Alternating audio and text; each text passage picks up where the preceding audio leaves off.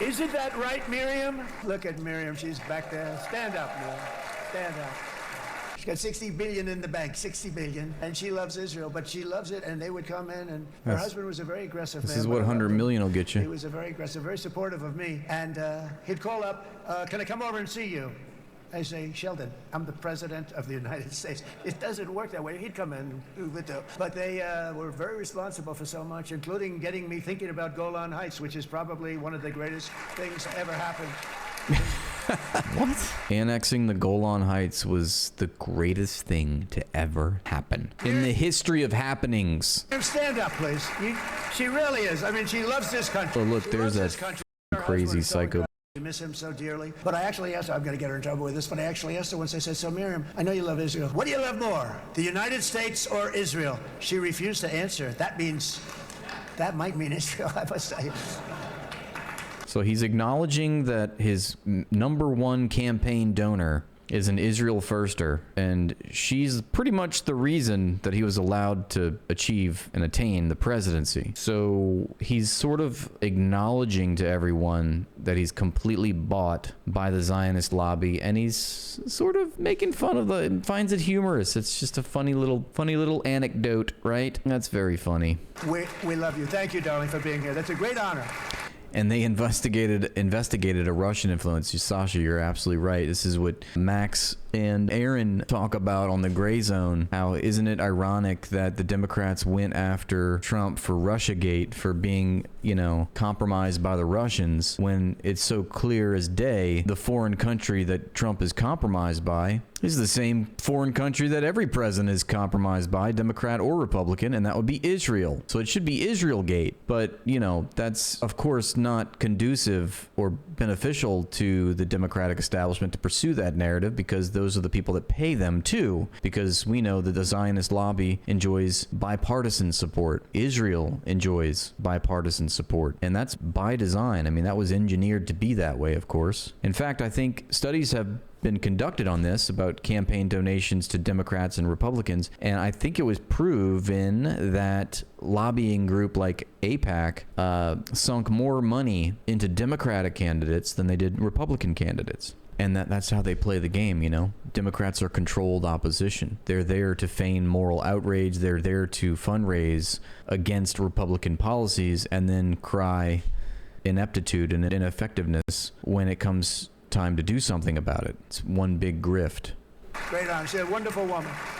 She is a great woman. I've always stood for the people of this community, and I always will. I'll always be with you. I'm always going to be with you. I guess maybe something could happen to change my mind. Somebody that's really stupid gets into office and wants to do really bad things, but that's about it. And we don't think we're going to have that happen. I hope we're not going to have. I think that's great, Donald Trump. I hope that when you maybe they'll give you a state funeral in Israel. Maybe they'll bury you in hallowed ground behind some synagogue in Tel Aviv, because I think you deserve it. Because let's face it, you're the first Jewish president of the United States. I mean, it's Donald J. Trump, and the J is for Jewish. Have that happen, and this man is a good man right here. These two men are good men right here. Hey, I have an idea. Mr. President, why don't you give him a pardon? Look, there it is. Give him a pardon. He's talking about Milikowski. He's motioning to President Isaac Herzog, who presides over the chamber, over the Knesset, and he's saying, look, give our man Milikowski a pardon, won't you? And not for the genocide, not for the ethnic, because they don't care about that. That's not a big deal. It's about the criminal proceedings against him for accepting bribes that total about $140,000. That's the scandal that Milikowski finds himself in right now domestically, which to me, I would think is like the least of your concern, right? The least of your concerns if you are in fact Satan Nosferatu. Come on.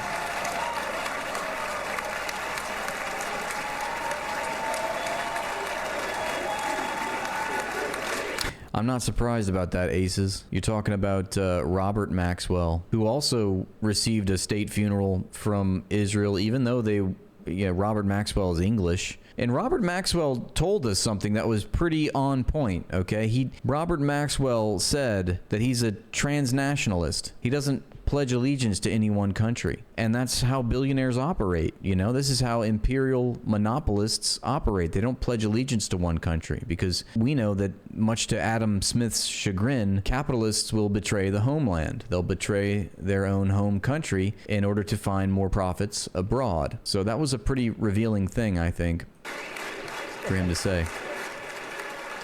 Look at the little tiny hat. There is Ben Gavir in his little bra pad. I think they wear the bra pad because they are in fact all boobs. Look at all these boobs in the room.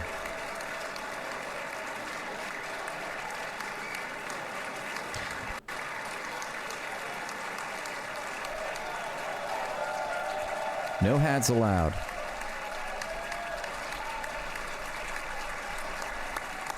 Scarves are fine. That's fine, Jess.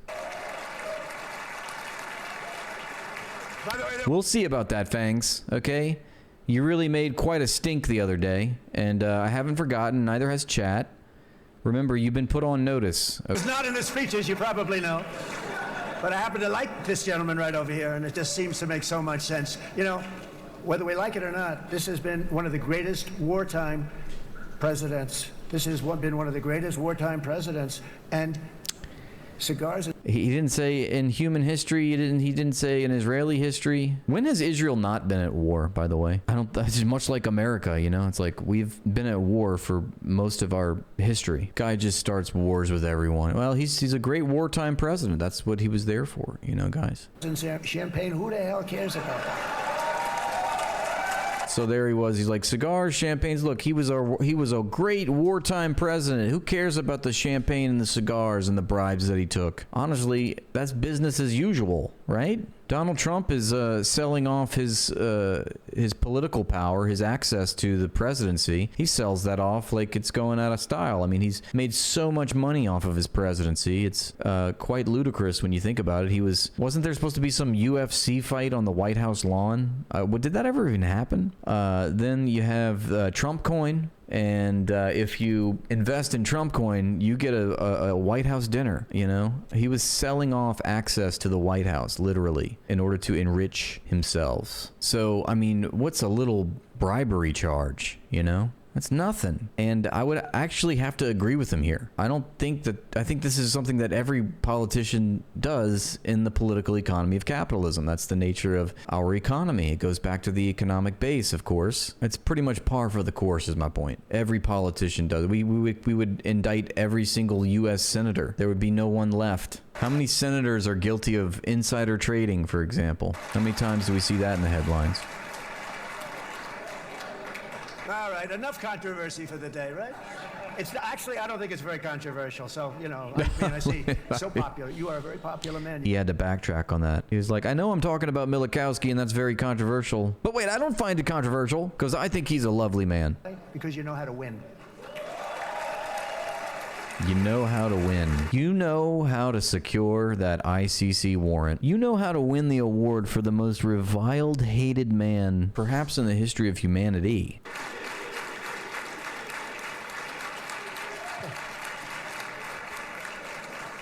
Over the past 2 years, I've met many of the families of the Israelis taken hostage and those that were taken hostage. Unbelievable. I've looked into their eyes. I've seen the worst nightmares of their suffering.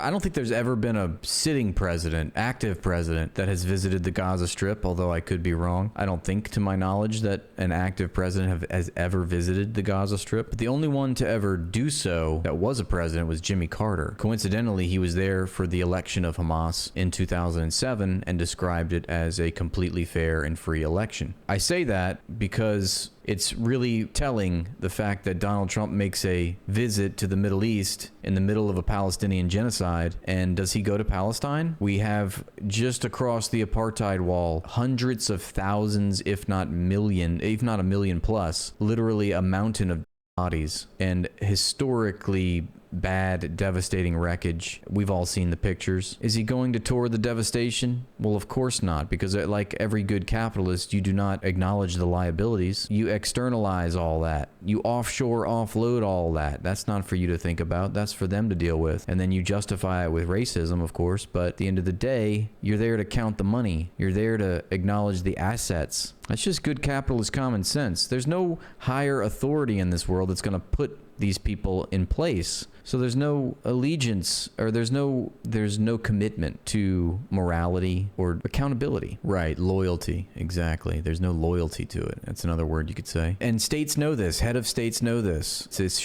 show. The entire world, it's run like the mafia, and the United States is the godfather. I'm basically outlining for you a principle that's articulated in theories like realpolitik. Take it for what you will. Defeated the enemies of civilization, built this incredible country and this unbelievable economy, and forged one of the great democracies of the world. That is why it's a true honor to stand here today and address this assembly in your ancient and eternal now capital, Jerusalem. You know what really gets me going, what really enrages me, is that they're doing the opposite of all this, but they still claim the rhetoric and the values and the virtues of morality and humanity. They couch it all of this deplorable depravity that they're doing, and we can see it with our bare eyes. They couch all that with language that is, you know, flowery and euphemistic. They claim these values that they do not represent, and I would feel so much better about everything. I wouldn't say I'd feel better about it, but it would gaslight me less if they actually spoke honestly. If they didn't try to worry themselves about morality and trying to front face with the public and lie all the time. Just tell us what you're doing, you know? Just say it in no uncertain terms. Like, we get it. Don't lie, you know? There's no need to lie about it. You're proud of what you're doing. You don't give a You only care about yourself. You're a selfish, narcissistic sociopath. Just say, yeah, that's me. No need to change. What's the expression? Change the spots on the leopard. No need to paint yourself something that you're not. Just say it. Say it plain. What you've done is a miracle. Look at your size. Look at your size. Look at your girth. You're wider than you are long. What a beautiful chode you are. Shaped like a tuna can. I'm Yisrael Chode. And you know, if you think about it, you are safer today, stronger today, and more respected today than at any time. Right. Safer today, stronger today. No, that's a negative. And what did he say? Bigger today? Wait, let's go back. What? In the history of Israel. Is he looking at Bibi when he says that? And you know, if you think about it, you are safer today, stronger today, and more respected today than at any time. I don't think so. I think the reputation for Israel has plummeted. This is all for show. They have to lie. They would never acknowledge the actual truth. In the history of Israel. Think of it. Think of it. No, we got it. We don't need to think any. We got it, dude. You're lying. Literally everything you just said is not true. Israelis are fleeing in droves. 1.5 million have fled the promised land. 1,500,000 of chosen pee-holes have fled the poopy land. That is astronomical when you're dealing with a country that's maybe 9 million strong. That's like 20-30% or something.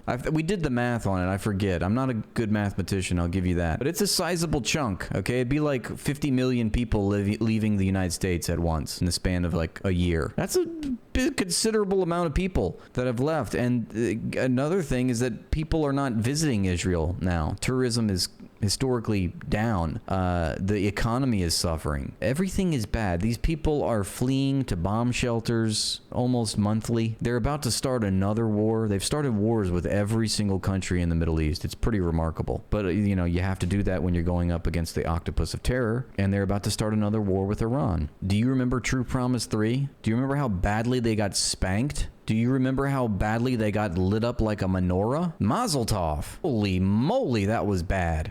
We saw them fleeing the beach. They just wanted to dance. They just wanted to swim. And then all of a sudden, gotta go underground, gotta go in their tunnels. Oh, looks like they gotta use their own citizens as human shields. Oh no, the Kiryog compound got in Tel Aviv. Uh-oh.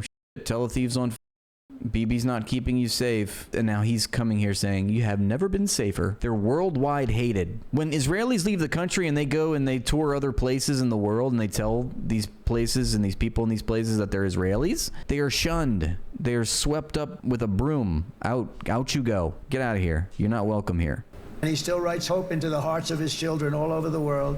And that is why even after 3,000 years of pain and conflict, the people of Israel have never given up from the threats of Zionism, from all sorts of... What? The people of Israel have never given up from the threats of Zionism. So Zionism is threatening the people of Israel, even though Zionism created the state and the people of Israel. And also, I love that he goes back 3,000 years ago to explain a history of a people that have only been in existence since 1948. You want the promise of Zion. You want the promise of success and hope and love and God and the people of America. Those are nice words. God, those are a lot of words. It's almost like a salad of words. Lost faith in the promise of a great and blessed future for all of us. From the very first day that modern Israel was founded, we have stood together through thick and thin.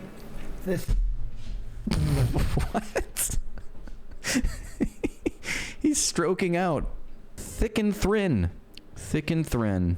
We're thick and thin fens. Thin of setbacks, and through victory and defeat, through glory and heartache, we have built industries together. We have made discoveries together. We have confronted... Man, he's just stroking it right. He's got his dick out. He's just stroking it right in front of us. Evil together, and we have waged war together, and perhaps most beautifully of all, we have made peace together. And this week, against all odds, we have done the impossible and brought our hostages home.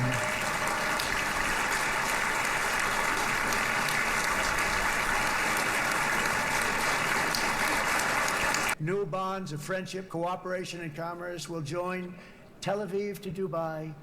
Tel Aviv to Dubai. I like how he changes in mid-sentence. He's like, he doesn't have enough chutzpah.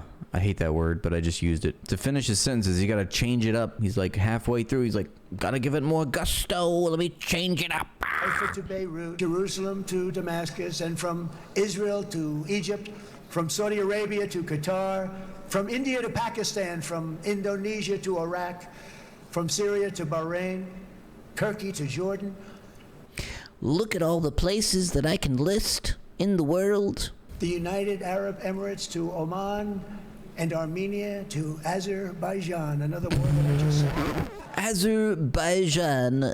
We are going to have hope. You notice his voice is pitched a little bit, like a couple semitones up. I think that's because his balls are on Netanyahu's desk in a jar. Thanks for watching, and please like and subscribe to the page to help it grow. And if you'd like to support my work, join my Patreon for exclusive content.